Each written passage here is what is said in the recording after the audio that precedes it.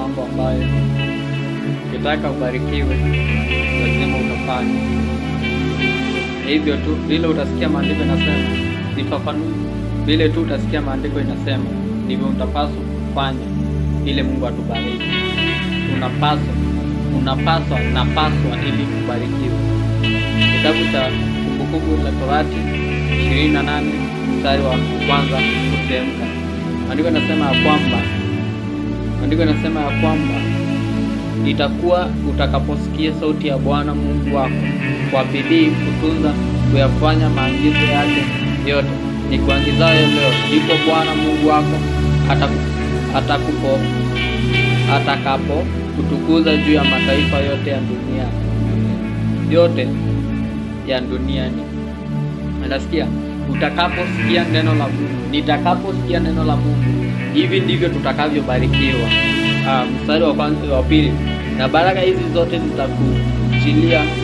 zitakujilia na kukupata usikiapo sauti ya Bwana Mungu wako.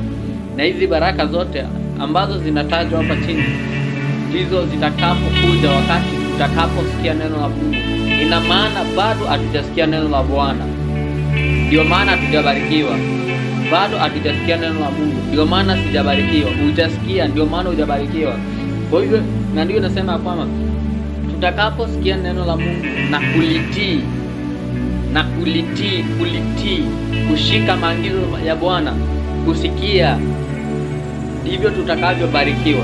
Mstari wa 3 unasema, utabarikiwa mjini, utabarikiwa na mashambani, utabarikiwa uzao wa tumbo lako na uzao wa nchi yako na uzao wa wanyama wako na mifugo, maongeo ya ng'ombe wako na wadogo wa kondoo zako.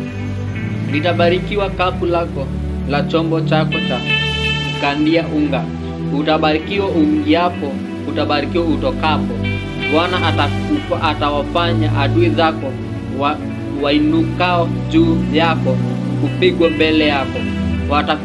Watakutokea kwa njia moja, lakini watakimbia mbele yako kwa njia 7. Bwana ataiamuru baraka ije juu yako katika ghala zako na mambo yote utakayotia mkono wako, naye atakubarikia. Bwana atakuweka uwe taifa takatifu kwake kama alivyokuapia, utakaposhika maagizo ya Bwana Mungu wako na kutembea katika njia zake.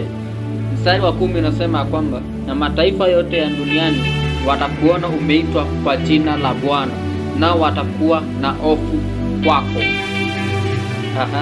Nao watakuwa na hofu kwako. Huyo ni mstari wa 10. Wa 11 unasema kwamba Bwana atakufanya uwe na wingi wa ueri katika uzao wa tumbo lako na uzao wa wanyama wako wa mifugo na uzao wa nchi yako, katika nchi Bwana aliyowaapia baba zako kwamba atakupa. Atakufunulia Bwana hazina yake nzuri, nayo ni mbingu, kwa kutoa mvua ya nchi yako kwa wakati wake, na kwa kubarikia kazi yote ya mkono wako. Na utakopesha mataifa mengi, wala utakopa wewe. 13 inasema Bwana atakufanya kuwa kichwa wala si mkia, na utakuwa juu tu wala hui chini, utakapoyasikia maagizo kuyaangalia na kuyafanya. Msipokengeuka katika maneno niwaamuriayo leo kwa leo lolote, kwenda mkono wa kuume wala wa kushoto, kwa kuifuata miungu mingine na kuitumikia. Sikia, hayo ndio mambo ambayo tunapaswa kufanya ili tubarikiwe. Tukihitaji baraka za Mungu lazima tuzisikie neno la Mungu na tulitii.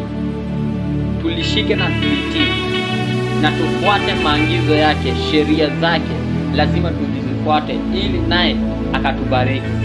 Shukrani kwa kunitazama. Kabla hujaondoka, make sure umesubscribe, umeshare ili pia wengine wabarikiwe. Asante. Mungu akubariki, akuinue, na tuzidi kutazama Grace Online TV. Asanteni.